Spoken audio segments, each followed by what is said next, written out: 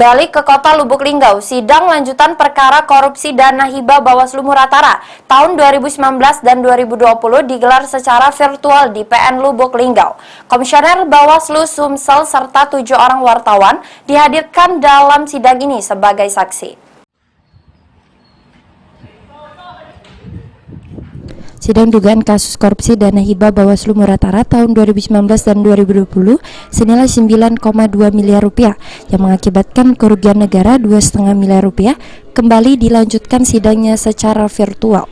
Dalam sidang kali ini, pihak JPU menghadirkan sejumlah saksi yakni 5 orang komisioner Bawaslu Sumsel dan 7 orang wartawan dari media massa. Sejumlah wartawan yang dihadirkan untuk dimintai keterangan terkait kerugian negara dana hibah Bawaslu, yakni adanya SPJ fiktif, biaya berita advertorial atau berita berbayar. Karena kemarin pada saat proses penyidikan ditemukan ada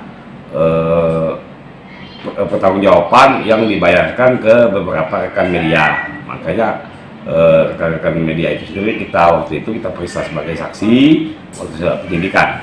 Makanya di penuntutan ini mereka dijadikan oleh JPU sebagai saksi. Sebelumnya, Kejaksaan Negeri Lubuk Linggau telah menetapkan 5 tersangka, yakni 3 komisioner Bawaslu dan 2 orang bendara dan staf Bawaslu Muratara. Tri Hajaria, PAL TV.